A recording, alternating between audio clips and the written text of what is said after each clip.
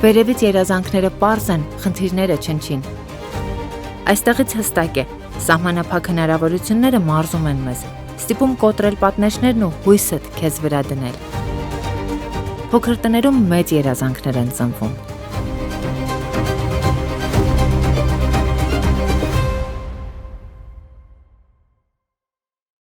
Ես օրինակ չեմ համարում ինձ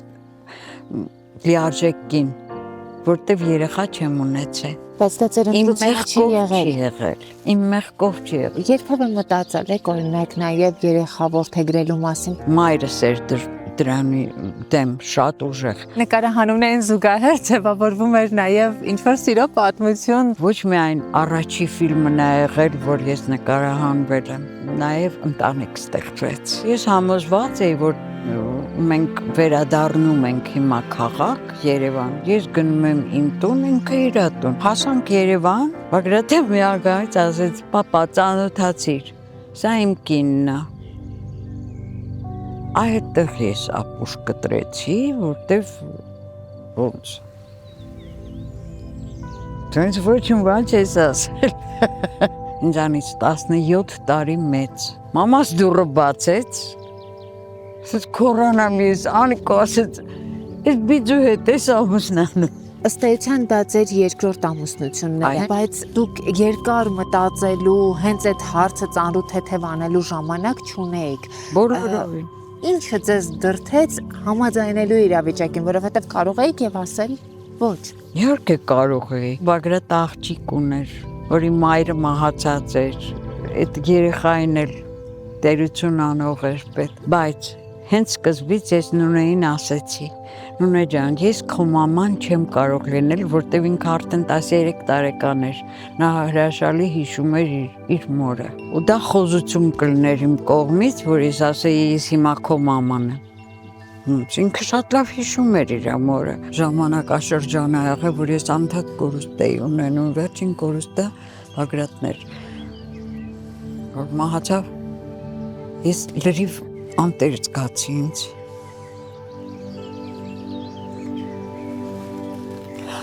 Չնայած այդքան անհաշտ ենք, չէ ապրել, անընդհատ շաբաթը մեկ կռիվ էինք անում, բաժանվում էինք, նորից միանում էինք, իտալական ընտանիք էր էլի, խելագար։ Մեկ ես էլ էի արդեն հոգնում այդ անհաշտությունից, բայց մեկա, կնոջ փեշը ոնց որ վառված է ալնում, առանց ամուսնու։ Ու այդ ժամանակ ես ինձ կորցրած էի ինձ բացարձակ, էդ է կյանքը։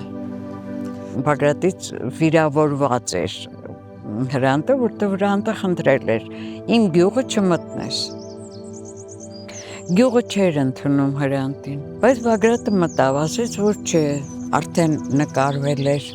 մենք ենք մեր սարերը, և գյուղացիները համարում էին, որ Հրանտը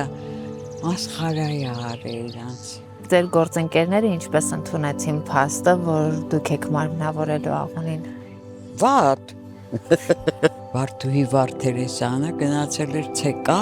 եւ բողոքել էր, ասել էր իմ երազած դերն էր, որ ես պիտի խաղայի, տվել եք այդ կաթնակերին։ Ես կաթնակերն էի։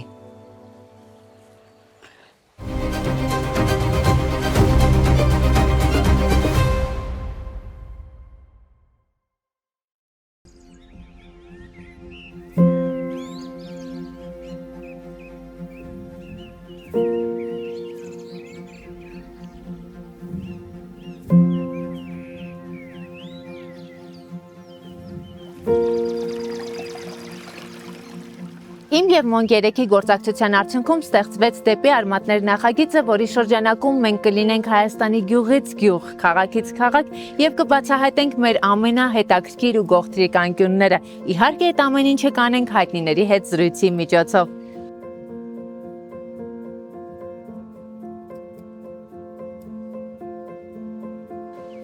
Վերջին անգամ երբ եք այս կողմերում եղել։ Մեր գյուղը,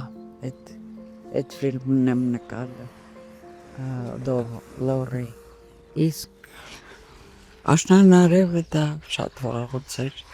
Աշնանարևից հետո էլի եմ այդ գյուղում նկարվել Տերը ֆիլմում։ դերը ֆիլմում։ Իսկ այդ նկարահանումներից հետո եղել եք Ահնիձորում։ Չէ։ Երբ ես ձեզ առաջարկեցի գնանք միասին Ահնիձոր, կարոտի զգացում կար, թե Իհարկե։ Այս տարիքում եթե ես համաձայնվել եմ գնալու, այդ միայն կարոտի զգացումն էր, որովհետև այդ գյուղն ինձ շատ հարազատ էր։ Ես մի տեսակ տեսել եմ այդ գյուղի առաջընթացը, ինչպես է աճება, որտեվ դա մի հրաշք գյուղ էր, ամբողջ Հայաստանում իմ կարծիքով յուրահատուկ գյուղ է, որը Աստված կաթացրել է մեր Լեռնաշխարհի մեջ։ Իսկ դուք գիտեք հիմա ինչպիսին է Աշնան Արևի տունը։ Չէ։ Մենք գիտեք պայմանավորվել ենք հենց տեղում նկարահանում անել հենց այն տանը, որտեղ որ նկարահանվել է Աշնան Արևը, այնպես որ նոստալգիկ օր ենք ունենալու, ինչպես լոռեցիներն են ասում, դե լավը, գնանք դեպի լավը։ Գնանք։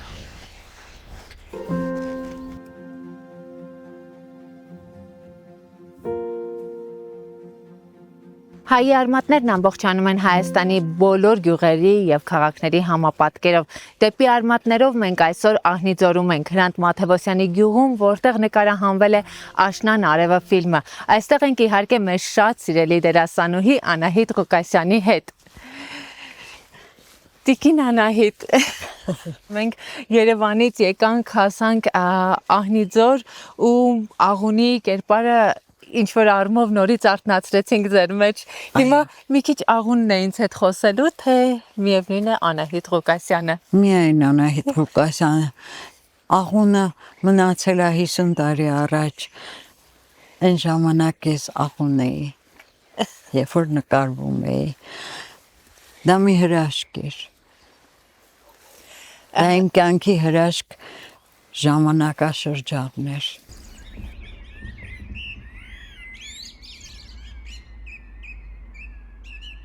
Ինչ զգացողություններ կան հիմա։ Ես կարոտով էի գալիս ու չեմ ճանաչում գյուղը, որովհետև այն ժամանակ մարդ կար լիքը, իսկ հիմա չկա։ Չգիտեմ, գնացել են, թողել են տները, չեմ հասկանում ինչա կատարում, որովհետև նայում եմ մի տեսակ անտեր վիճակ կա։ Տարածքը նույնն է, տները դատարկ են։ Դատարկ են, ոնց որ թե։ Ես մեծ հույս ունեմ, որ մենք վառվող լույսեր այստեղ կգտնենք։ Ես էլ հույս ունեմ, որ մեկին կհանդիպենք այնուամենայնիվ։ Սենց ոնց։ Ախր սա շատ հետաքրքիր գյուղ է։ Ոչ մի գյուղի նման չէր, երբեք։ Փակ։ Երբեք ոչ մեկ նախ ճանապարհ չկար, որ առանձնապես տենց շփշփալով իրար հետ գնայինք այն բան ու փակ էր։ Մեկ էլ ամեն առավոտ մեկն ու մեկը հարա էր տալիս, որ արջը անտառը ցեկել է, չեմ ում ոչխարին կերել է, կամ գայլը նայեկել, որտեվ հələ մի հատ նայեք, ծառերի մեջ տեղը։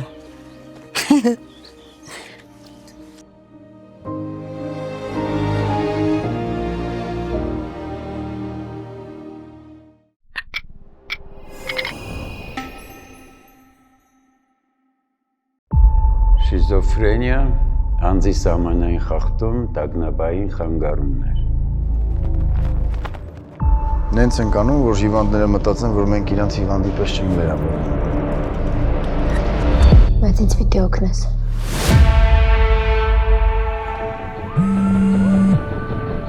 Մարդը, որ մեքենայի տակ ես գցել աղջիկ ունի։ Աղջիկը լրագրող է։ Դե դու չես ուզում կտրվես իրականությունից, իսկ ես ուզում եմ։ Հերդ ուզում է քեզ օգնի։ Հերս չի կարա ինձ օգնի։ Քո պատկերացումներում երեխան խնդիր է։ Կարող է դու ես գժվել։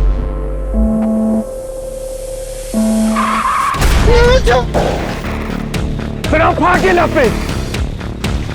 Ես մեղավոր եմ շատ։ Որ քեզ երեխա այդտեղ դրեցի։ Որ քեզ բռնի ինչ ես անում։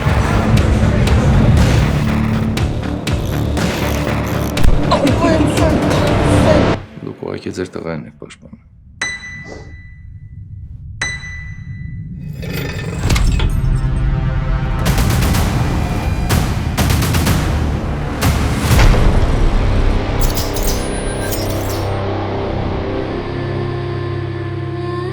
Անտանելի ակարոտել մեկ ինում չես հիշում։ Առաջին ասոցիացիան ու հիշողությունը, որ մտանք էստեղ, որն էր։ Սրտի արագություններ իմ, որ նորից այս տան բակը, այս անտուրաժը ամբողջ, նորից ինձ բերեց այն 50 տարի առաջ։ Ինչ լավ օրեր էին, հրաշքեր, ընդեղ շերենցի տունն էր, ընդեղ ինքը սայլն էր սարքում, ես ընդեղից ասում էր, աղջետ, վայ թե քաղաք ես գնում։ Հա, քեզ ինչ բերեմ, ականջավոր գլխարկ բերեմ, մինել կապիչ, ու ես վիրավորված եմ, բերանի կապիչ, էտեք, հենց նայում ես անլեզու հայվան եք, բայց դες ոնց հակծում, ու սենց մոտենում էի ստեղ բարձեր դրած, այդ բարձին սենց հենվում եմ, ասում եմ, գլխացավ, մի օր ինձ կսպանես, հրաշքեր, ընդեղից բանն էր գալիս, Կարենը, գոռում էի, ձին, ձին, ձին, են ձին, որ չտարար, ու ոտով ես գալիս, ամեն ինչը, այս տունը լրիվ հիշողություններ է, այս ամեն ինչը, ստեղ անկողինն էի չորացնում, ընդեղ շանբունն էր, ղայթարը, այդ շանը ուրիշ մեկի շունն էր, ես նախապես մի քանի օր գնում էի իր հետ, խոսում էի բան, հաց էի տալիս բան, ծանոթացել էինք արդեն, ու երբ որ այդ նկարահանման պահը եկավ, շանը բերեցին, կապեցին, ու ես արդեն պիտի մոտենամ, շունը շատ ուրախացավ, որովհետև միակ ծանոթ մարդը իր համար ես էի, մնացածը սա կարահանող խումբն էր, որ իրան ծանոթ չէր, այս շունը թռավ, մեծ գամփր շուն էր, ծենց թռավ դեպի ձորը, հրեց, ինքը չէր հրում, ուղղակի փաթաթվում էր, բայց հրում էր, փաստացի։ Հաստորեն այդ հսկայական շանը ես չէի դիմանում, ու տեղ Բագրատը բղավեց, ստոպ, դերասանուհին զոհվում է, ձոր էին գնում։ Շատ էիք վախեցել, թե դուք այդ բան Ես չի զգացել, որ ձորն եմ գնում։ Կանգնացրեցին նկարահանում, հետո շարունակեցինք Ղայթարի հետ։ Այս գյուղի ընտրությունը պատահական չէր, սա Հրանտ Մաթևոսյանի գյուղն է։ Հրանտը խիստ դեմ էր, որ իր գյուղը մտնենք։ Վիրավորված էր Հրանտը շատ ուժեղ, Բագրատից, որովհետև նա մտավ գյուղ, բայց հետո անցավ եւ նույնիսկ ավելին Հրանտը հատուկ սցենար գրեց։ Տերը ֆիլմը Հրանտը գրեց էլի այս գյուղի մասին, այդ մարդու մասին, որ ժամանակին աբեշիկն է եղել գյուղի։ Արդեն համաձայն էր, որ այստեղ նկարահանվի ֆիլմը։ Այո։ Հրանտի նկատմամբ տարօրինակ բաներ, գյուղացիները շատ վատ էին տրամադրված։ Նախ սկսենք Արուսից, իր մորից, որի մասին էր ֆիլմը, չէ՞։ Այդ աղունը Արուս էր իսկական անունը։ Այդ կինը նա հենց ոչինչ չէր խոսում։ Բոլորի հետևից մի բան պետք է ասեր, ըստ որում հանգերով էր խոսում։ Ինքը մի տառ անգամ գրել չգիտեր, անգրագետ կին էր, բայց խոսում էր հանգերով։ Եվ անպայման բոլորին մի բան պետք է ասեր, այդ ինչի ես փեդը կալել, ինչ ա եղել, որ քեզ մի թեթև բան տան, պաշտոն տան լավ կլնես, կլավանաս, այն մեկին ես ինչ էր ասում, անընդհատ այդ կինը բոլորին կպնում էր ու ասում էր, ինա չէր սիրում չաշխատող մարդ։ Ինքը անընդհատ աշխատանքի մեջ էր, անընդհատ, ինչ-որ բաներ էր անում, պանիր էր սարքում, չգիտեմ, վերջը էլի գյուղի այդ սաղ բարիքները անում էր, ու չէր հասկանում, ոնց կարելի է չաշխատել։ Լոդր մարդուց տրաքում էր, ու սաղին անուն էր կպցնում։ Չէին սիրում, հետո մինչև էդ էլ արդեն նկարվել էր մենք ենք մեր սարերը, և գյուղացիները համարում էին, որ Հրանտը մասխարա է արել իրանց։ Գլխի չէին ընկնում, որ այդ ֆիլմից սկսած արդեն այս գյուղի մասին մարդիկ պատկերացում ունեին և սկսեցին հետաքրքրվել, հա։ Նրանք չէին հասկանում։ Իսկ Հրանտը ինչ որ գրել է, նա այս գյուղի մասին ա գրել, կոնկրետ մարդկանց մասին ա գրել, որոնք ապրում էին գյուղում։ Իսկ գյուղացիները համարում էին, որ մասխարա է անում։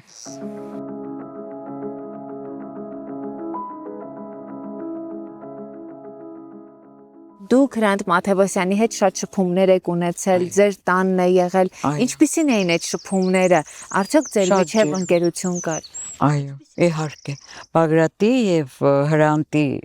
ընկերությունը իսկապես լուրջ և լավ ընկերություն էր։ Մի հատված եղավ, որ Բագրատից վիրավորված էր Հրանտը, որտեղ Հրանտը խնդրել էր, իմ գյուղը չմտնես։ Գյուղը չէր ընդունում Հրանտին։ Եվ դրա համար Հրանտը չէր ուզում, բայց Բագրատը մտավ, ասեց, որ չէ, էդ ա ճիշտը, որ այդ գյուղում նկարվի։ Դրա համար իրանք քիչ գժտվել էին։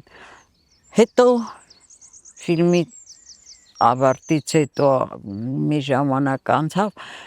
Հրանտը հասկացավ երևի, որ ամեն ինչ հարաբերությունները նորմալացավ, գնալ գալ կար, մենք էինք գնում իրանց տուն, իրանք էին գալիս մեր տուն, շատ լավ մարդիկ էին։ Հրանտը շատ խելացի էր ու այ ոնց որ այս գյուղն ա կաթացել, այդ տենց Հրանտին Աստված տաղանդներ կաթացրել, որ նա արտակարգ վերաբերմունք ուներ յուրաքանչյուր բառի նկատմամբ։ Նա հենց ոչ մի բառ չէր ասում։ Էդ իրա մորից էր գալիս, շատ խելացի կին էր, անգրագետ, բայց ֆանտաստիկ խելացի, իմաստուն կին էր, աշխատող, էդ սա Հրանտի մեջ կար։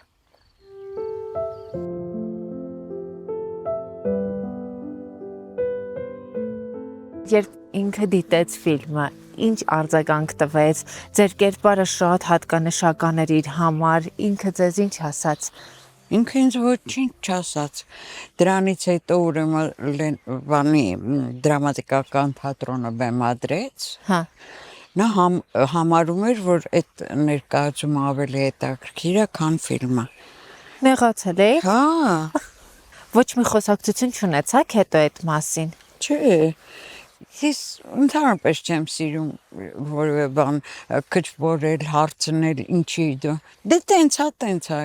այդ մարդը այդ կարծիքին էր, ինչ ասես։ Բայց կերպարի հետ կապված, թե ընդհանուր ֆիլմի հետ կապված էր կարծիքը Ընդհանուր ֆիլմի հետ էր կապված, բայց դե ընդհանուր ֆիլմը կարելի էր առանձնացնել աղունից։ Ամբողջ ֆիլմը աղունն էր։ Բայց ամեն դեպքում այդ ֆիլմը ձեզ համար շատ հատկանշական դարձավ եւ ձեր կարիերայում շատ առանձին տեղ ունեցավ։ Դուք աղունի կերպարը մարմնավորելիս ինչ զգացողություններ ունեիք ու ինչ կարծիք ունեիք կերպարի մասին։ Դա իմ առաջին ֆիլմն էր, դա իմ արուտ զավակն էր։ Ես չէի կարող ինչ-որ խորը բաներ մտածել չեմ, ինչ բաներ ասել, ես շատ եմ սիրել այդ ֆիլմը, շատ հաճույքով եմ աշխատել, բայց որ ասեմ ինչ-որ փիլիսոփայել եմ այդ կապակցությամբ սուտ կլինի։ Իսկ այն ժամանակ ձեր գործընկերները ինչպես ընդունեցին փաստը, որ դուք եք մարմնավորելու աղունին։ Վատ։ Իմ գործընկերներից մեկը, որքանով էր ինձ գործընկեր, Վարդուհի Վարդերեսյանը գնացել էր ՑԿ եւ բողոքել էր, ասել էր իմ ամբողջ կյանքի երազած դերն էր, որ ես պիտի խաղայի եւ տվել եք այդ կաթնակերին։ Ես կաթնակերն էի։ Ասել էր, ինչ ան։ Իմ գործընկերներից շատ-շատերը դժգոհ էին մնացել, որտեվ իսկապես շատ հզոր դեր էր։ Եվ յուրաքանչյուրը նրանցից կուզենար ինքը խաղար։ Պարզ է, որ տենց պիտի լիներ։ Դուք նշում եք, որ այդ ժամանակ շատ խորը փիլիսոփայական մոտեցում չունեիք կերպարին, որովհետև ձեր առաջին կերպարն էր, բայց ամեն դեպքում Առաջինն էր կինոյում։ Հա, Թատրոնում ես արդեն 10 տարի էր աշխատում էի։ բայց դե կինոն ուրիշ աշխարհ էր, թատրոնը ուրիշ աշխարհ էր։ Ամեն դեպքում, որ դուք այդպիսի հզոր կերպար եք խաղում, դուք այդ պահին ունեիք այդ գիտակցությունը, թե հետո եկավ այդ գիտակցությունը։ Իհարկե հետո։ Երբ որ ֆիլմը չընդունեցին, 8 տարի չէին ընդունում, չեմ ամաչի։ Դրոշակ չկա, տրակտոր չի անցնում, վերջը չէին ընդունում ֆիլմը։ Եվ մենք են կատվի ճտի պես բերաններս դրած այդ յաղովները Մոսկվաներում էինք անընդհատ։ Ես հիշում եմ, երբ որ Գերասիմովը նայում էր ֆիլմը, ես թարգմանում էի։ Կանգնացրեց ֆիլմի կեսից ու բղավեց. «Кто эта актриса? Где вы ее нашли?» Говорит, ангист асаց, вот она актриса, она вам перевод делает. «Эта девочка?» Գժվել էր։ Ու սենց ատենց լավ խոսքեր ես չէի լսել մինչև այդ։ Հետո իրանից հետո Բանդարչուկը նույն ձևի շատ բուրըն արձագանքեց ու տենց Տարկովսկին բայց մերնա չէին ընդունում, հետո շատ ավելի ուշ, 8 տարի հետո նոր ընդունեցին այդ ֆիլմը եւ ինչ ձև էին ընդունել էին, որ միայն ակումբներում կարելի է ցույց տալ այդ ֆիլմը։ Ընդամենը 16 կոպիա էին արել։ Հետո որ առաջին անգամ տարան փառատոնի, ըստ որում այն ժամանակ ոնց էր փառատոնի ղեկավարը գալիս էր եւ ինքն էր ընտրում։ Սանրեմոյի փառատոնի ղեկավարը ընտրել էր Աշտանարևը։ Այդտեղից սկսվեց, որ բացվեց դուռը։ Հենց այս գյուղում նկարահանվել եք Կարեն Ջանիբեկյանի հետ, Խորեն Աբրահամյանի հետ, Գալյան Օվենցի հետ։ Հետո երբ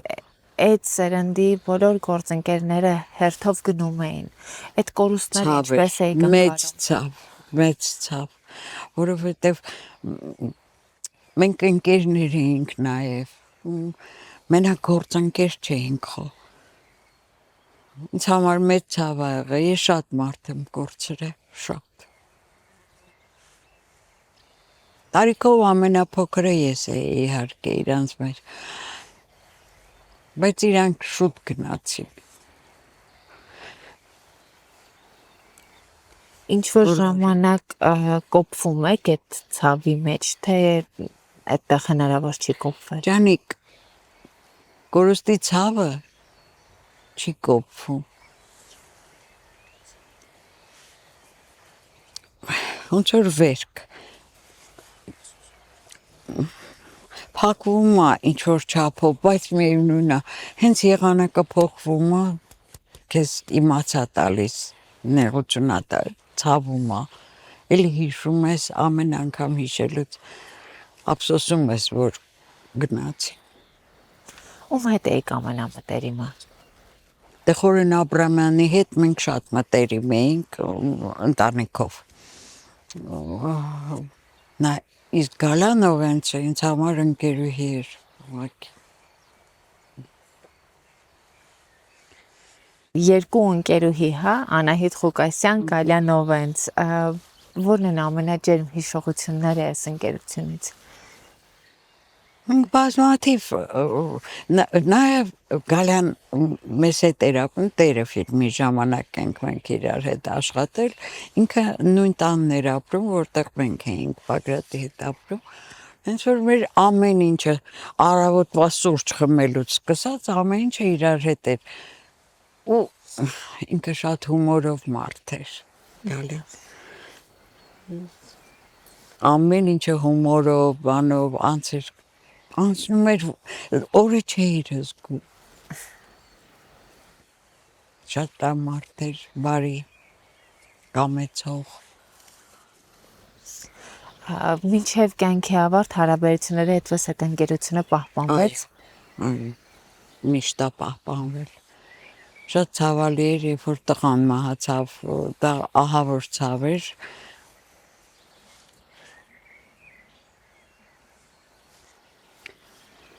Դե կյանքը դա չկա։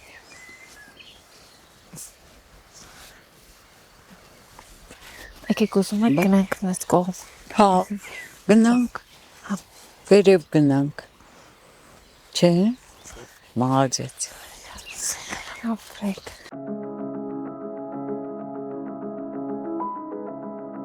Երբ որ խաղում էիք Աշնան արևում, դա ձեր առաջին ֆիլմն էր։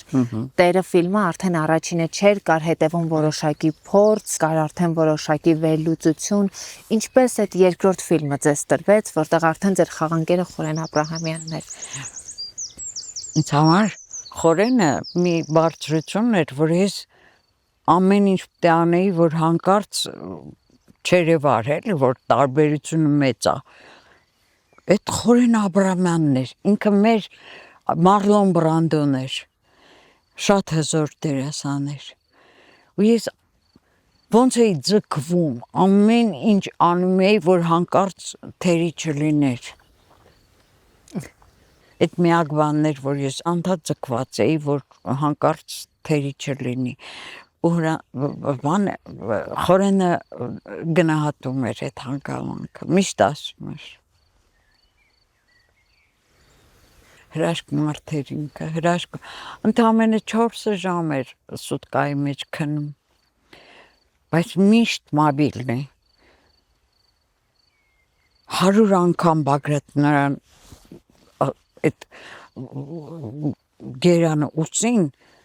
քանի անգամ նկարեց, երբ որ վերջապես ասեց, որ նկարահանումը ավարտվել է, ու այդ գերանը իջացրեցին, ամբողջ ուսը սենց արյուններ սաղ։ Բայց ձայն չէր հանել ամբողջ ընթացքում։ Մի հատ ձայն չի հանել, սուս նկարվել է, այդ աշխատող մարդ էր Խորենը, շշմելու աշխատասեր։ Ամբողջ ճանապարհ մինչև Երևանից մինչև վերում էր ինձ գյուղ, Խորենը, ամբողջ ճանապարհը ինքը բանաստեղծություններ էր ինձ համար կարդում։ Այդքան ինչքան ինքը գիտեր բանաստեղծություն անգիր։ Դա շշմելու բան էր։ Երկրորդ ֆիլմի սցենարը արդեն Հրանտ Մաթևոսյանը հատուկ գրեց, իմանալով, որ այստեղ է նկարահանվելու ֆիլմը։ Եվ հատուկ գրում էր Խորենի եւ իմ համար սցենարը։ Եվ արդեն այս դեպքում ֆիլմի արձագանքը ինչպիսին եղավ։ Փառահեղ։ Ուղղակի տարօրինակ ձևով ֆիլմը շատ քիչ մեզ մոտ գնաց, ավելի շատ Ռուսաստանում գնահատեցին Տերը ֆիլմը։ Ավելի շատ գնահատվեց Ռուսաստանում։ Մենք խնդիր ունենք ժամանակի մեջ ճիշտ գնահատելու այն ինչ ունենք։ Այո։ Այո։ Այդպես էլ կար։ Չգիտեմ ինչու մեզ թվում էր, որ ճիշտը հենա, որ դրսից մեզ գովեն, ոչ թե մենք մեզ։ Հանկարծ չլինի, որ մենք մեզ։ Բայց խեր, եթե լավն է, ինչու չասես։ Մրցակցություններ ձևավորում այդ հարաբերությունները։ Չգիտեմ, ջանիկ։ Ինձ համար անհասկանալի է, որտեվ ես միշտ լավին լավ եմ ասել, վատին վատ։ Չեմ կարողացել կեղծեմ ինքս ինձ, բայց դա մեր տեսակ արկային առանձնահատկությունն է, թե ինչ, չգիտեմ, երևի տենց։ Բագրատ Հովհաննիսյանը, Հրանտ Մաթևոսյանը ժամանակի մեջ իրենց գնահատված զգում են, այդ դուք որպես ընկեր մի դեպքում, մյուս դեպքում կողակից, ինչ եք զգում։ Իհարկե, երկուսն էլ շատ դրկոհեն, որովհետև Հրանտին ամենտեղ գնահատում էին բացի Հայաստանից։ Բագրատին Իտալիայից ու ես ինչ գիտեմ Ֆրանսիայից սկսած բոլոր տեղերը գնահատվում էր բացի Հայաստան։ Ինչու։ Տենց, չգիտեմ, ասում եմ, դա մեր ազգային առանձնահատկությունն է, իրար նկատմամբ վերաբերվում տենց վատ վերաբերվում ունենալը։ Երևի դա է, չգիտեմ։ Բայց խնդիրը մարդու մեջ է նաև մարդ կա, դա բուրն է, չէ, արտահայտում։ Բագրատը օրինակ տենց էր։ Նա շատ բուրն էր, այդ ամեն ինչը տանում։ Բոլորի հետ անհաշտ էր։ Գուցե դա էր խնդիրը նաև, որ ինքը անհաշտ մարդ էր։ Իսկ Հրանտ Մաթևոսյանը։ Հրանտ Մաթևոսյանը առավել ևս։ Նրանք բնավորությամբ նման էին իրար, դրա համար էլ միշտ չէր, որ իրանք ջերմ էին իրար նկատմամբ։ Տենց կոտոշ էին տալիս։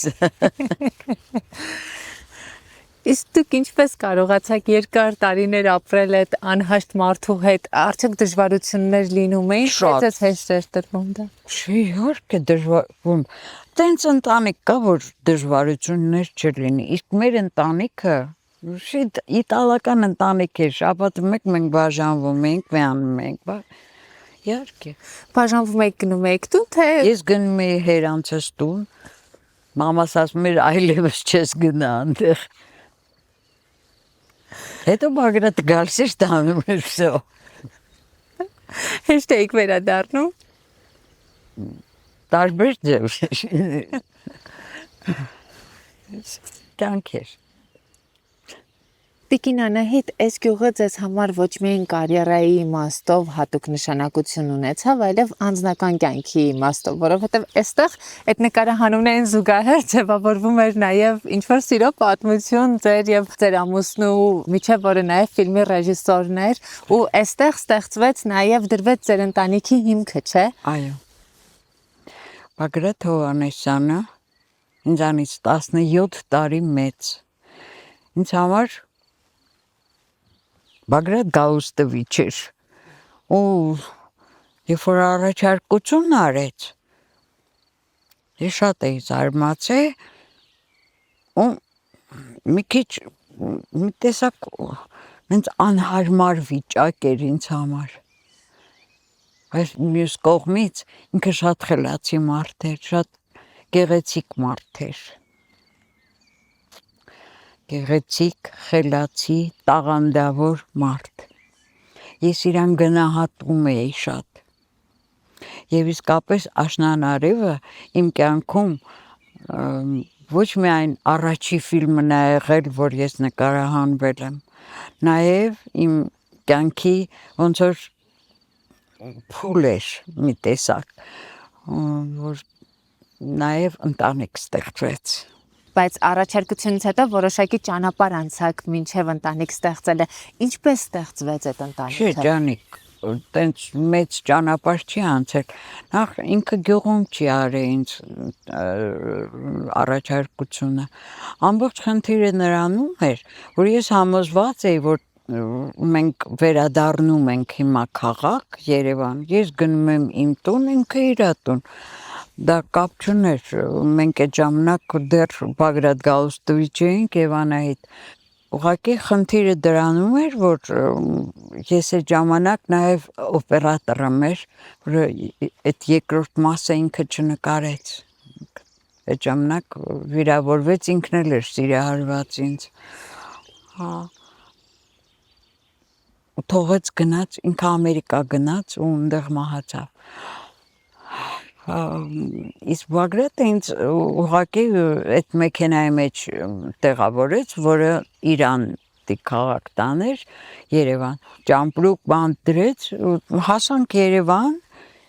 Ես կարծում էի, որ սկզբից ինձ կտանեն, բայց պարզվեց, որ չէ։ Հետո մտածեցի, դե ռեժիսորա երևի սկզբից Իրան են իջացնելու, հետո ինձ տանեն։ Տեսա իմ ճամպրուկն է հանում, բարձրացրեց իրանց շենքի մուտքը։ Դուռը զանգեց, հայրը բացեց դուռը, Բագրատի հայրը։ Բագրատը միանգամից ասեց, պապա, ծանոթացիր, սա իմ կինն է։ Այդտեղ ես ապուշ կտրեցի, որտեվ ոնց։ Դրանց ոչինչ բան չես ասել։ Բայց դե արդեն տան մեջ էինք։ Ասեց զանգի ձերոնց, ասա որ ամուսնանում ենք։ Զանգեցի, երեկոյան գնացինք մեր տուն, իմ հերանց տուն։ Ես ասացի, որ երեկոյան գալու ենք, մամայիս ասացի, որ գալու ենք։ Մամաս դուռը բացեց, ասեց քորանամ ես, Անիկո ասեց, ես բիջու հետ ես ամուսնանում։ Այդ օրվանից Բագրատի և իմ մորս հարաբերությունները խիստ խախտված էին։ Բագրատը շատ վիրավորված էր, բայց ամեն ինչ անում էր, որ հարաբերությունները նորմալանար, նվերներ էր անում մորս, բանը, մամաս ոչ մի կերպ չհամակերպվեց։ Նա համարում էր, որ մեծ մարդ է, ինչ կապ ունի, բան։ Վերջը ինչ որ էր, դե ամուսնացանք էլ։ Ստացվում է ձեզ չհարցրեցին։ Չէ, ուղղակի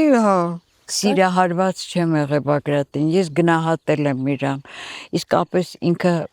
այն մարդն էր, որին ավելի շատ գնահատելու կարիքը կար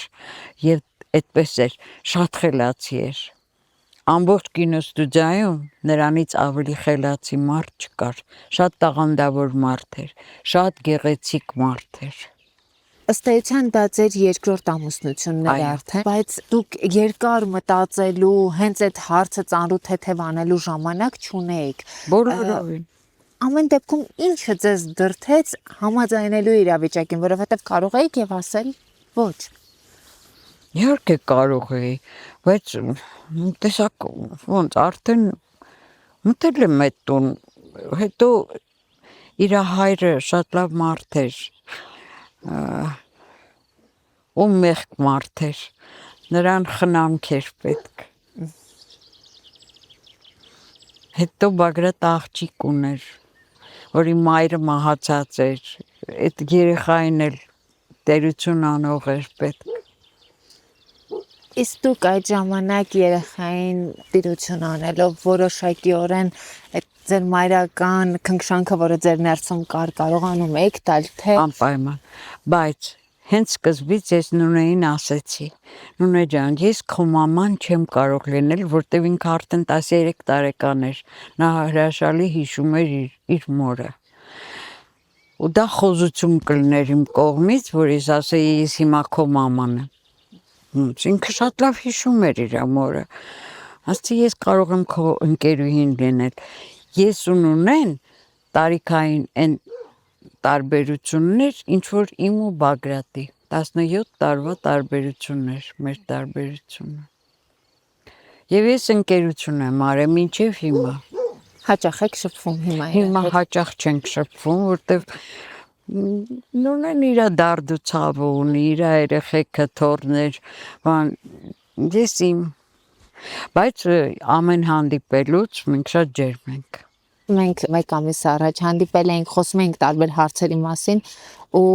դուք ինձ այսպես շատ ափսոսանքով հարցնում եք, ոնց դու երեխա չունես, ինչու երեխա չես ունենում, ու այդ հարցերը ձեզ շատ անհանգստացնում էր ինձ հետ կապված։ Ինձ մոտ տպավորություն ստեղծվեց, որ ինչ որ առումով ձեր կյանքի վերաբերյալ որոշակի ափսոսանք ունեք, որ ուզում եք իմ դեպքում հանկարծ չլինի։ Այո, իհարկե, ես այն կարծիքին եմ, որ յուրաքանչյուր մարդ եթե ծնվել է, նա պարտավոր է ունենալ ընտանիք, երեխաներ, անպայման։ Դա նորմալ է։ Ես օրինակ չեմ համարում ինձ լիարժեք կին, որտեվ երեխա չեմ ունեցել։ Բայց դա ձեր ընտրությունը չի եղել։ Իմ մեղքով չի եղել։ Այդպես է իմ կյանքը եղել։ Ես ուզել եմ ունենալ, բայց չի ստացվել։ Հիմա ես չեմ ուզենա որևէ մեկը նույնպես այդ վիճակում լինի։ Երեխա չունենալը վատ բան է։ Անպայման պետք է երեխա ունենաս, որ դու լիարժեք կյանքով ապրես, որտեվ դու իմանաս ում համար ես ապրում, ում ես սիրում։ Քո արածը ում համար է։ Ձեր մեջ ամեն դեպքում շատ սեր ու քնքշանք կա։ Երբևէ մտածել եք օրինակ նաև երեխա որդեգրելու մասին, թե այդ հարցը ձեզ համար միշտ մի կողմի վրա է եղել։ Չէ, ես չեմ մտածել այդ մասին, Բագրատն էր ուզում, որ ես անպայման իմ երեխան ունենամ։ Ասում էր վերցնենք մի երեխա, որը քոնը կլինի փոքր երեխա, էլի նորածին։ Մայրս էր դրանի դեմ շատ ուժեղ։ Նա ասում էր, այն ժամանակ սովետի ժամանակ, ասում էր, ով է իր նորմալ ընտանիքում, երբեք երեխան որբ չի մնում։ Ասում էր, կամ հարբեցողի ընտանիք է, վերջը գենետիկան լավը չի կարող լինել։ Դրա համար մայրս շատ դեմ էր դրան, չթողեց։ Իսկ դուք երբևէ ափսոսել եք այդ որոշման համար։ Չէ ջանիկ, չեմ ափսոսել, որտեվ իմ քույրերի երեխաները, իմ եղբոր երեխաները ինձ համար հարազատ են եղել, իմ երեխան են եղել։ Ու մինչև հիմա էլ իմ եղբոր երեխաները ինձ համար ոնց որ իմ հարազատ երեխաները լինեն։ Նրանք են իմ տերություն անում։ Նրանք լրացրել են ինձ այդ բացը։ Որտեվ չի եղել տենց։ Ես գիտեմ, որ եթե ես իրանց պետք եմ, ուրեմն ամեն ինչ ճիշտ է։ Ես իրանց պետք եմ։ Դուք շատ շատերն եք պետք իրականում։ Կյանքս էդ էր։ Ես ոչ մի բան ես չէի կարող փոխել։ Հիմա էդ է եղել իմ ճակատագիրը։ Ես ոչինչով չէի կարող փոխել։ Աստված այդպես էր որոշել իմ կյանքը։ Ուրեմն ես տենց պետք է ապրեի։ Այն ժամանակ տենց էր։ Ամալիա ջան, մենք բոլորս ծնվում էինք առանց քրիստոնյա լինելու, այսինքն քրիստոնյա ազգ էինք, բոլորս հա, բայց ծնվում էինք ու արդեն աթեիստ էինք։ Մեր մեջ սերմանում էին աթեիզմը։ Հիմա չգիտեմ, գուցե այդ խորը մեջս կար այդ Աստծո նկատմամբ իմ զգացումը, չգիտեմ։ Բայց աթեիստ էինք, չէ՞ բոլորս։ Նենց չէր, որ ես ամեն օր գնում էի եկեղեցի, Բայց ես համարում էի, որ Աստված ինչ որ տվել է, դրանով պետք է բավարարվես։ Հասկանում եք, նենց էր, որ ես չեմ խորացել այդ հարցի կապակցությամբ։ Ոչ մի անգամ, ափսոսել եմ, որ չեմ ունեցել երեխա։ Բայց դե ինչ կարող էի անել։ Այնքան լուսավոր տեսակ եք ու կյանքի ոչ մի փուլում չեք դադարել ապրել։ Սա երևի թե ամենակարևոր բանն է, որովհետև կան մարդիկ, ովքեր 30-ում չեն ապրում ու կան մարդիկ, ովքեր ձեզպես, 80-ում ապրում են։ Հիմա 2 ամսից դուք պլանավորում եք ձեր հերթական արձակուրդը Իսպանիայում, ճամփորդություններ, շատ հագեցած եք անցկացնում ձեր կյանքը։ Ժամանակի հետ սովորեցիք, որ կյանք ունենալը մի բան է, ապրելը ուրիշ բան է, թե միշտ այդպեսին եք եղել։ Ես այդպեսին եմ եղել, որտեղ մայրս էր այդպեսին։ Մայրս մինչև իր վերջի վարկյանը նա կին էր։ Ամեն ինչ պետք է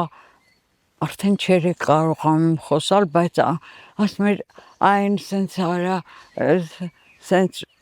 ակնիկ ասում է ինչի տա պետք, ասում էր սիրուն չի տենց, որտեղ իր 4 կողմուկտի սիրուն լիներ։ Պետք է ամեն ինչ նենց լիներ, որ եթե ապրում ես, դեռ շնչում ես, ուրեմն ամեն ինչ պետք է նենց լինի, որ ամեն ինչ քո աչքին էլ երևա, որ դու լավ զգաս քեզ։ Բա ոնց։ Ես պետք է հանգստանալու գնամ եւ մինչեւ վերջի վարկյանն էլ ես պետք է ման գամ։ Բա ոնց, եթե դեռ ապրում ես, ուրեմն պետք է ման գաս։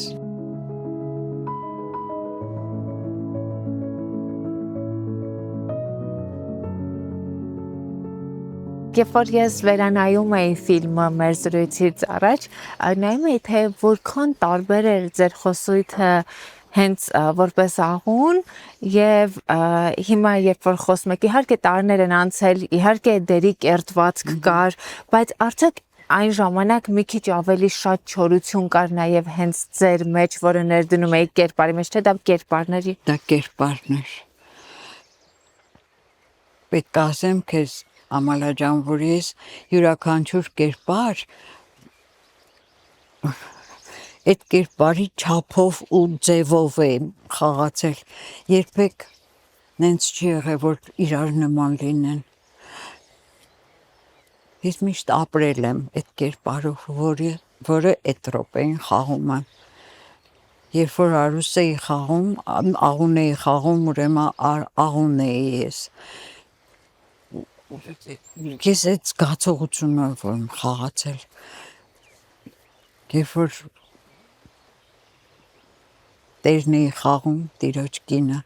դա լրիվ ուրիշ կերպար էր, մեղմ, խեղճ ու կրակ,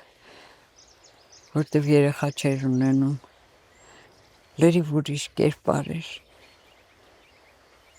Բայց այդ համարյա նույն տարիներն էր, ասենք մի 8 տարվա ժամանակահատված էր, չէ, ես դեռ երիտասարդ էի։ Նենց չի, որ ամեն կերպար իր կյանքը ունի, իր ձևը ու երևի նույնիսկ ձայնի ելևէջը։ Չգիտեմ, չեմ մտածել այդ մասին, ուղղակի տենց ստացվել է, խաղացել եմ։ Եթե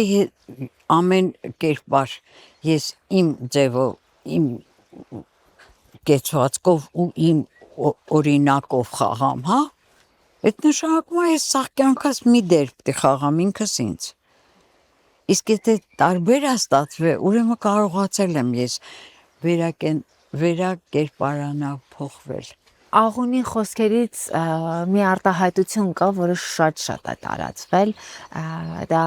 չպիտի այնքան քաղցր լինես, որ կուլ տան, չպիտի այնքան դառը լինես, որ թքեն։ Դուք երբևէ ունեցել եք այդ զգացողությունը իրական կյանքում, որ այնքան քաղցր չլինեք, որ կուլ տան եւ հակառակը, այնքան դառը չլինեք։ Ոչ մի անգամ ես աղուն չեմ եղել, ցավոք։ Չնայած ամբողջ կյանքում տուն եմ սարքել։ Այդ իմ կարծիքով բոլոր հայուհիների բնավորության մեջ է։ Հայուհին միշտ տուն է սարքել, շեմք է ունեցել։ Ես գիտեմ, որ ես միշտ ազնիվ եմ եղել։ Երբեք չեմ կեղծե։ Ոչ բեմում, ոչ կինոյում, ոչ կյանքում։ Երբեք չեմ խաղացել։ Ես ապրել եմ։ Ուղղակի ապրել եմ։ Չգիտեմ, կարող է ինչ-որ պահ լիներ կյանքիս մեջ, որ ասեի Երանի ես եմ մի քիչ սենց լինեի, բայց չեմ կարողացել, որովհետև ես մի տեսակ մարդ եմ, այս տեսակ։ Հիմա կամ ընդունում են ինձ այս վիճակում, կամ չեն ընդունում։ Ես ապրել եմ էլի իմ կյանքը։ Արդեն Տերը ֆիլմի ժամանակ դուք ինձ կադրից դուրս պատմեցիք, որ մի շաբաթ էստեղ էիք մնում, մի շաբաթ գնում էիք տուն, եւ այնտեղ պիտի կենցաղ ապահովեիք, եւ այստեղ պիտի կենցաղ ապահովեիք։ Փաստորեն այդ բուրըն կյանքով ապրող դերասանուհին նաեւ հստակ կենցաղ ապահովող կին էր տանը։ Կին էի, այ քեզ բան, ես իմ տունը ունեի, չէ, կեսրար ունեի, որ մեծ մարդ էր, նրան խնամք էր պետք, երեխա կար տանը, նույնն, որ դեռ երեխա էր, նրան անընդհատ ուշադրություն էր պետք, պետք է կեր սարքեի իրանց համար, չէ, որ գայի նկարահանման, գալիս էի ստեղ էի Բագրատի համար սարքում։ Շատ էիք հոգնում։ Ջահել էի, չի իսկում այդ հոգնածությունը։ Դա իմ կյանքն էր, տենց պետք է լիներ, այնտեղ էլ պիտի ապահովեի, ստեղ էլ։ Ամենակարևորը դուք միշտ գոհ եք ամեն ինչից, Հա։ այդ երևի թե այն ամենակարևոր ու լուսավոր բանն է, որ կա ձեր մեջ։ Որովհետև տենց պետք է լինի։ Կինը ամեն ինչին պիտի պատրաստ լինի։ Եվ աշխատելուն, եւ ապահովելուն, բոլորին ուշադիր պետք է լինես։ Ուրիշ ձև իմ կեսրարը շատ հետաքրքիր մարդ էր, ինքը կույր էր, շատ քիչ էր տեսողությունը իրա, սենց ձեռքով բաներ անում, բայց երբ ես թատրոնից գայի տուն, արդեն փորձը վերջացել էր, գալիս էի տուն, չէ, ինքը արդեն դրան մոտ կանգնած, անո բալաս, պապան քեզ համար կոֆե դնի։ Գիտես, այդ մի կոֆեն կյանք էր, որտև ուշադրություն էր իմ նկատմամբ։ Ես էպտի իրան ճաշով ապահովեի, չէ։ Տիկին Անահիտ սեր ստանալու ամենակարևոր ու ճիշտ բանաձևը սեր տալն է։ Այո։ Ճիշտ է, ես այն կարծիքին եմ, որ լավ է, որ նաև համ տալիս ես, համ ստանում, ճիշտը դա է, բայց դե միշտ չի լինում, ընտանիք է, 1000 մի դրվագ ալնում, մեկ կռիվ ես անում, մեկ դժգոհ ես լնում, բա ոնց, ամեն ինչ լնում է տանը, ուղղակի դա չպետք է դարձնես քո կյանքիդ իմաստը, ուրիշ բան է կյանքը, ուրիշ իմաստ ունի, ավելի խորն է իմաստը կյանքի։ Ու իմ կարծիքով աղոնի կերպարը այդ տենց խորը կերպար է։ Ինքը բոլորի մասին խոսում է, ասում է, որ ով է ճիշտ, ով է սխալ։ Հիմնականում բոլորի սխալներն է իհարկե տեսնում, չէ, աղոնը։ Բայց միևնույն ժամանակ տեսեք ինչեր է անում։ Եվ երեխաներին է ապահովում, ամեն մեկին իր տեղը ու դարդանում, որ ինստիտուտ պետք է գնան։ Բժշկական համալսարանը այնտեղ չի ասում, անասնաբուժական համալսարան պետք է գնայիր։ Այնտեղ տուն շուտ են տալիս ասում։ Այսինքն ինքը չոտկը մտածում է էլի, թե ինչ անի, որ ամեն երեխան իր տեղը գտնի։ Սամույն չի թողնում, ասում քաղաքի համը չպետք է տեսնես։ Իսկ ես բերել եմ գյուղի համար ու մեզ համար, որ անտեր չմնանք ես ու հերդ։ Իմաստուն կին էր։ Ռանտի մայրը շատ իմաստուն կին էր։ Դուք խոսում եք կյանքի իմաստի մասին, դուք կյանքի որ փուլում, որ տարիքում ձեզ համար ձևավորեցիք կյանքի իմաստը որն է։ Չեմ կարող ասել։ Ինք իրան գալիս էր լինում էր տենց մի ամբողջ ժամանակաշրջան ա եղել, որ ես անդադ կորուստ էի ունենում, վերջին կորուստը Բագրատն էր, որ մահացավ, ես լրիվ անտեր զգացի ինձ։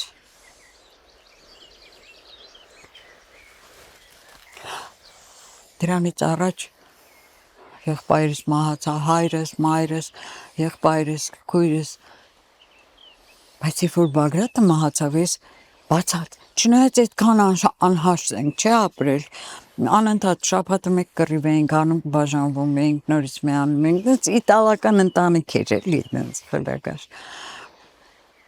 բայց մեկա, կնոջ փեշը ոնց որ վառված է ալնում, առանց ամուսնու, ու այդ ժամանակ ես ինձ կորցրած էի ինձ բացարձակ, ես չգիտեի տան վարդպետի մուծեմ, չգիտեմ լույսի փող, այդ Բագրատի վրա էր, ես պետք է շուկա գնայի, ուտելիք առնեի բերեի, համար շատ տարօրինակ էր, կամաց սովորեցի, 90 թվից մինչև հիմա արդեն քանի տարի է, ես մենակ եմ, ու արեցի, էդ է կյանքը։ Ամեն դեպքում Բագրատ Հովհաննիսյանը ձեզ պահում էր սիրո ու քնքշանքի մեջ, անկախ այդ անհաշտություններից։ Այո։ Ուղղակի ինքը տենց մարդ էր, բնավորությամբ անհաշտ մարդ էր։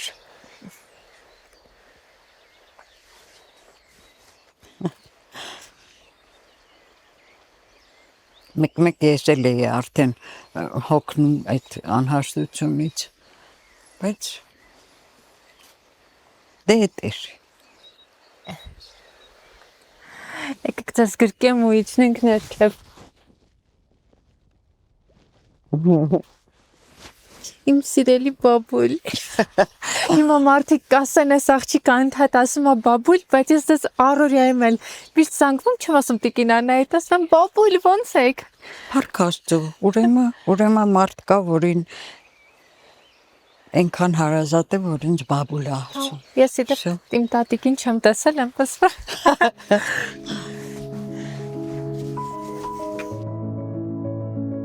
Այստեղ որոշակի արդեն նաև կենցաղավարություն ունեիք։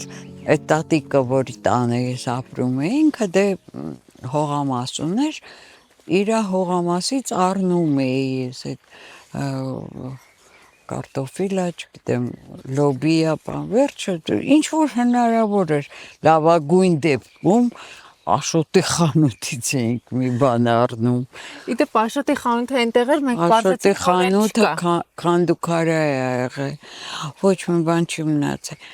Մի անգամ Աշոտի խանութում, բայց այդ արդեն աշնանարևը չէր։ Տերը ֆիլմի ժամանակ, ուրեմն Աշոտի խանութը ձուկ էր ստացել։ Դա մի երևույթ էր, ըստ որում մոյվա ձուկ, այն պուճուր ձկները սառացրած։ Ուրեմն մի արկղ սառած էր։ Տենց ուրեմն առա, դարան ջրի մեջ ոչի լվացի մաքրեցի ու ես չեմ հիշում, թե ինչ այդ ձկից կերա, թե չէ, որտև չէի հասնում, դե վառարանի վրա պետք է պատրաստեի, չէ։ Մեր տանտերը Սարգիս դային իր հողամասի բոլոր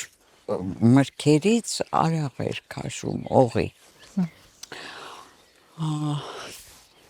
Սենց բերեց դրեց սեղանին ու նստեցին Բագրատն ու ինքը։ Ես հազիվ հասցնում էի ժարի տանեի, դնեի սեղանին,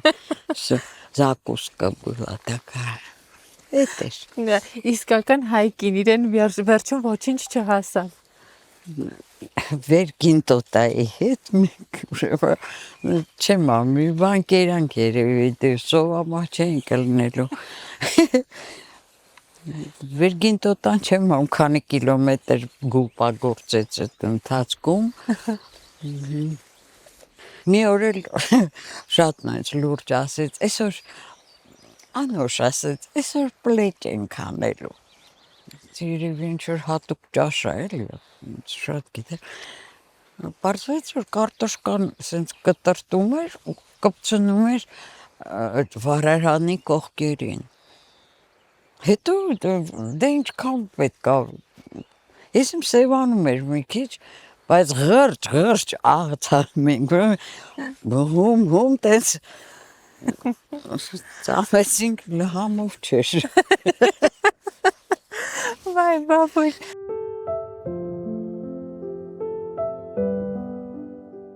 Երբ որ մենք հիմա ենք տեսնում կինոն ինչպես է նկարահանվում, ու այն ժամանակ կինոն ինչպես էր նկարահանվում, հիմա շատ բան հեշտացել է, բայց նկարահանման տեսակի, որակի իմաստով ձեզ որ տարբերակն է ավելի հարազատ ու դուրեկան։ Կինոն ինձ միշտ հարազատ եւ բոլոր տեսակների մեջ։ Հիմա փառք Աստծո, որ հեշտացել է, որ այս մարդիկ չեն հոգնում տենց ոնց որ այն ժամանակ էին հոգնում օպերատորները, ահա որ ծանր բաներ։ Այդ հսկայական ծանր ապարատները ուսին դրած ոնց էին նկարում ու պլոնկայի վրա էին նկարում։ Իսկ մոտեցումը մարդկանց կինոյի հանդեպ փոխվել է։ Երևի, դե ամեն ինչ փոխվում է, տարբեր զգացողություններ է, չէ՞, ստացվում, երևի լավի նկատմամբ լավ են միշտ լինում, վատի նկատմամբ վատ։ Դուք այն դերասանուհին եք, որը որպես այդպեսին կռիվ չունի նոր սերնդի հետ։ Դուք բաց եք նոր սերնդի համար, դրա համար նորարարությունները դժվարությամբ չընդունեցիք, թե ուղղակի հիմա էլ իրականում շատ լավ բաներ են կատարվում, որոնք պետք է նկատել եւ գնահատել։ Իհարկե պետք է նկատել ու գնահատել յուրաքանչյուր ժամանակ իր ժամանակն ունի եւ իր նորությունը։ Իսկ նոր բանը միշտ երիտասարդն է բերում։ Ոնց կարող ես դու երիտասարդին չընդունել, քո հարազատը չդարձնել, երբ որ նա է ամեն ինչը։ Տես ծաղիկը, երբ որ նոր պիտի բացվի։ Ինչ հետաքրքիր է, հետո բացվում է ու թարամում է։ Հիմա ես արդեն թարամած վախտն եմ։ Ոչ, դուք թարամած չեք, ես ձեր հետ հիմա կկռվեմ եւ խայտարակ կլինեմ։ Եթե այն նոր ծաղկող ծաղիկը դու չընդունես, թարամածը երբեք հետաքրքիր չի լինի։ Իդեպ դուք ոչ միայն այն ժամանակ եք այդպես շատ ավելի առույգ, այլև հիմա մենք այս ոլորաններով գալիս բոլոր երիտասարդ անդամները նկարահանող խմբի սրտխառնոց ունեին այդ թվում ես, եւ միայն դուք ոչ մի խնդիր չունեիք, որովհետեւ առավոտյան մարզվել եք, նոր եք եկել նկարահանման։ Անպայման ես իմ ամբողջ կյանքում մարզանք եմ անում ամեն առավոտ եւ նաեւ անպայման յոգայի վարժությունն եմ անում, որը չի թողնում, որ դու սրտխառնոց ունենաս, չգիտես, ինչ-որ տարօրինակ բան։ Այդ անպայման պետք է անես, եթե դու ինքդ քեզ չես հարգում, դիմացինը չի հարգի քեզ, ուրեմն որպեսզի քեզ հարգեն, նաև պետք է ինքդ քեզ մարզես, անպայման։ Վերջ ես եւ բոլոր երիտասարդները մտան գետինը եւ հիմա գնում ենք զրույցը շարունակելու։ Գետինը մտեք, բոլորը շատ լավն եք, շատ եմ սիրում բոլորին։ Բայց անպայման արեք վարժություն։ Գիտեք ինչու? Որովհետեւ դրա համար պետք է, որ հետո տարիներ հետո զգաք, որ ոտքի վրա եք, ծնկը չի ցավում, չգիտեմ ինչը չի ցավում, որ չնայած ցավնել է պետք, բայց ցավ պետք է լինի, որ հասկանաս, որ կյանքը դեռ աշխատում է քո մեջ։ Տենց է։ Այդ ամեն ինչ Աստված քեզ համար է տվել։ Եվ ցավը, եւ լավը, եւ վատը։ Ամեն ինչ պետք է հանգիստ ընդունես։ Ու նորմալ վերաբերվես ամեն ինչին։ Վերջ, վաղվանից անցնում ենք վարժությունների։ Յուրաքանչյուր մարդ ինքը պետք է իր համար որոշի ինչ վարժություն պետք է անի, առավոտը կես ժամից 40 րոպե անպայման պետք է անես, որ միշտ մարզված լինես։ Ես դերասանուհի եմ, ես իրավունք չունեմ իմ կարծիքով, չգիտեմ, գուցե ուրիշները ուրիշ ձև են մտածում։ Ես իրավունք չունեմ գերանալու, որ հետո չկարողանամ շարժվեմ, կռանամ, բարձրանամ, ոնց թե։ Բա դերասանուհին դրա դե անպայման մոբիլ լինի։ Իսկ մոբիլ լինելու համար պետք է անպայման առավոտը առաջի հերթին զարթնեցիր, գնում ես չայնիկը միացնում ես, որ հետո սուրճ եփես,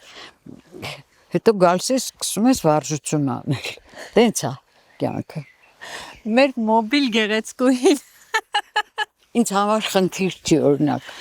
կռանալ, բարձրանալ։ Ես շվեջկա եմ անում ամեն առավոտ, հա։ Բա ոնց։ Բա պետք է անես։ Դրա համար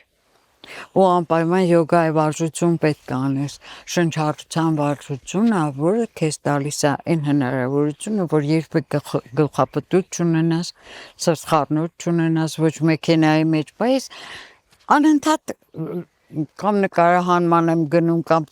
թատրոնում ներկայացում տանում են գյուղերում են խաղում բան, բոլորը պետք է նայեն, չէ՞։ Երեխեքը բոլորը չեն կարողանում կամ թատրոն, մեր թատրոնի շենքում նայեն ներկայացումը, ուրեմն մենք պետք է գնանք, իսկ գնալու համար ճանապարհ։ պայմանավորվեցինք։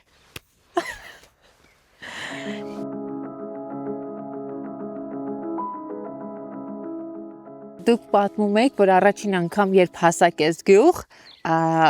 իրերը ուզում էիք հավաքել եւ հետ գնալ, որովհետեւ ճանապարհը շատ դժվար էր։ Այսօր էլ փաստացի բավականին դժվար անցանք ճանապարհը այստեղ հասնելու համար, որովհետեւ շատ երկար ճանապարհ է։ Ժամանակին ես իրեր չունեի հավաքելու, որտեվ իրերը չէի հանե մեքենայից։ Ես անմիջապես հետ նստեցի, որովհետև առաջի անգամ գյուղ եմ մտել ու մի անգամից այդ թրիքի հոտ չեմ անում անձրև սարսափահար է եղել, սարսափահար։ Ասի չեմ կարա, ես գնում եմ, ես ոչ ու երևի մի 40 րոպե ինձ համոզել են, որ ես մնացել եմ։ Հետ էի գնում, ասի չեմ ուզում, ոչ մի կինո, ոչ մի բան, ինձ հետաքրքիր չի, ես գնում եմ տուն։ Ես քաղաքի արգասիկ եմ, ես չեմ հասկանում գյուղի հաճույքը, այդ երբ որ ասում են, վայ գնամ գյուղ, այդ թրիքի հոտը, ինձ համար տհաճ է, ինչ մեղքս թաքցնեմ, ես չեմ սիրում այդ։ Հիմա ուրիշ է, նախ չկա այդ թրիքի հոտը, բայց հիմա ես շատ մեծ եմ, ես արդեն ծեր կին եմ, 80-ից ավելին տարիք ունեմ, դրա համար ինձ համար շատ դժվար էր ճանապարհը, դժվար էր։ Դե լավ, ասում եք ծեր կին եմ, դուք ասում եք ծեր կին եմ, բայց միաժամանակ պատմում եք, որ ամեն առավոտյան արթնանում եք, մարզանք եք անում, նոր օրը սկսում եք։ Ես երբեք թույլ չեմ տա ինձ լինել անկարող, ես պետք է ոտքի վրա լինեմ, դա կապ չունի տարիքը, ես պետք է ոտքի վրա լինեմ եւ գործունյա մարդ եմ ես, չեմ կարող ուրիշ ձևի, ես երեխա չունեմ, որի վրա կարող եմ հույս դնել, իմ հույսը միշտ ես եմ եղել, ինքս իմ վրա եմ հույս դրել ամբողջ կյանքում, հիմա ես հասկացա, որ հասկանում ես, այն ոգևորությունը, որ սկզբում ունեի, որ անպայման նորից վերադառնամ այս գյուղ, մի հատ նորից տեսնեմ, որտեվ շատ եմ սիրել այս գյուղը, ես շատ եմ սիրել այս գյուղը, հաճույքով եմ աշխատել այստեղ, 2 ֆիլմն էլ մեծ հաճույքով եմ աշխատել, բայց ես հիմա հասկացա, որ ինձ համար արդեն տարիքային ցենզ գոյություն ունի, որը արդեն չեմ կարող ես ինձ թույլ տամ, տենց երկար ճանապարհ։ Շատ լավ է, որ այս գյուղը գոյություն ունի, ես գոհ եմ։ Գոհ եմ իմ Աստծուց, որ ես տեսել եմ այս գյուղը, աշխատել եմ ստեղ, փառք Աստծո։ Իսկ բացի այն, որ հիմա շատ փակ դռներ կային գյուղում, ինչ փոփոխություններ ա կրել գյուղը, թե նույնն է։ Չէ, գյուղը բավականին փոխվել է, իսկ պարզվեց, որ փակ էին դռները ոչ թե նրա համար, որ մարդիկ գնացել են ստեղից շատերը, այլ որովհետև սարի ժամանակն է, սար են գնացել, անասուններին տարել են սար։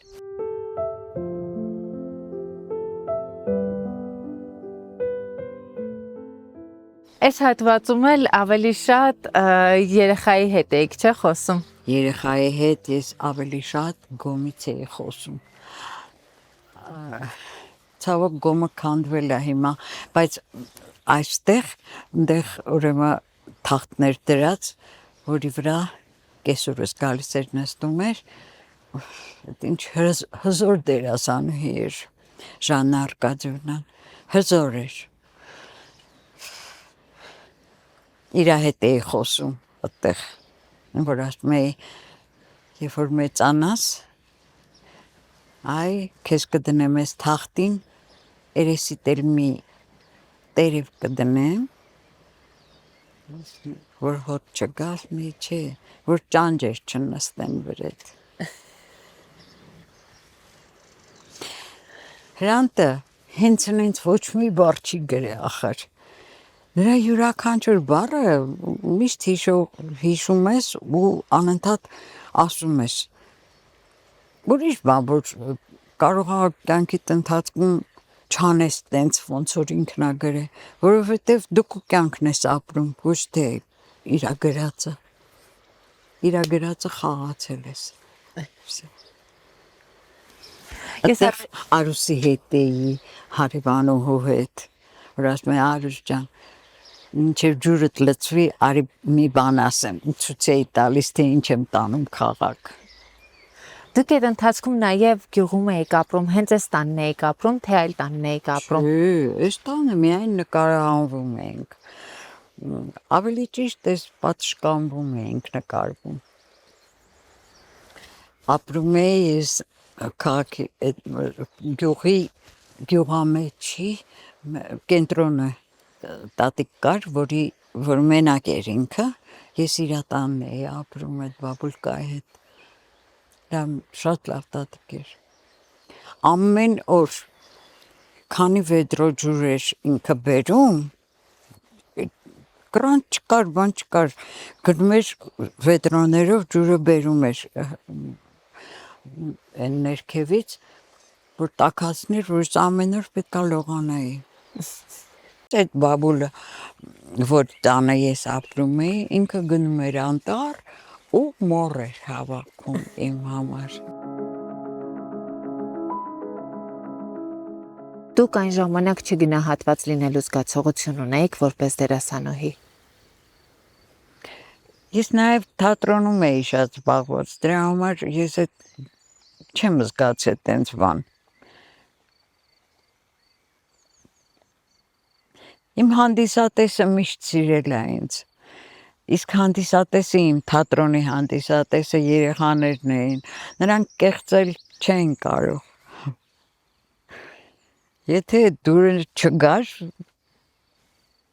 ուղղակի թողում դուրս էին գալիս դահլիճից, բայց ես միշտ հիշում եմ, ոնց էին այն ծաղիկները ճմրթած, ամբողջ ներկայացման ընթացքում այնքան էին ճխմրտում, հետո վերջում բերում տալիս։ Այդ ծաղիկները ուրիշ բուրմունք ունեին, իրանց բուրմունքներ դրա մեջ։ Իմիջիայլոց դուք հիմա գրանցված դերասանուհի եք Պատանի հանդիսատեսի թատրոնում, բայց նոր ներկայացումներ, դերեր, որպես այդպիսին զբաղվածություն էս պահին չունեք, ինչու՞։ Այս րոպեին չունեմ, որովհետև տարիքի հարց է։ Մեր թատրոնը երեխաների թատրոն է։ Բայց երեխաները տատիկներ ունեն։ Անպայման, բայց նաև պիտի բեմադրություն լինի, որտեղ տատիկ կա։ Դեռ չկա ուրեմն այդ բեմադրությունը, դեռ չի ծնվել։ Այ որ կլինի, անպայման ես էլի կխաղամ։ Նաև կինոյում եմ զբաղված։ Ես երբեք չի եղել, որ զբաղված չլինեմ։ Չգիտեմ, միշտ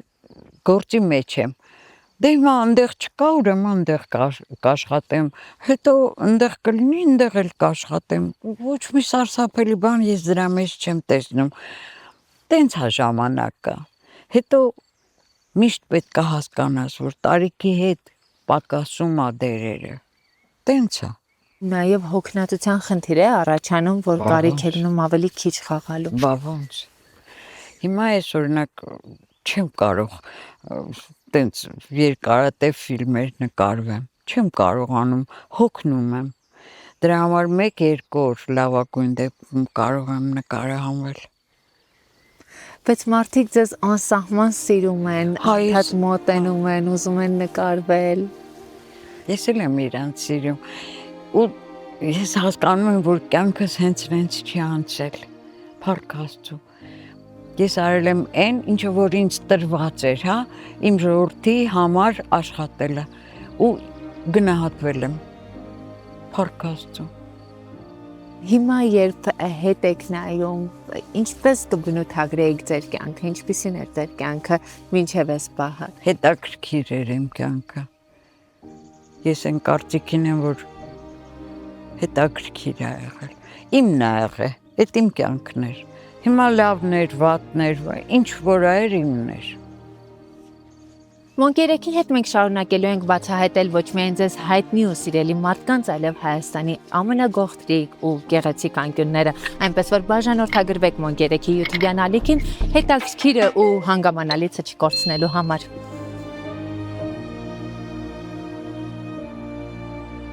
Հողտակ հանգեր չունենան կոպապ իշխան։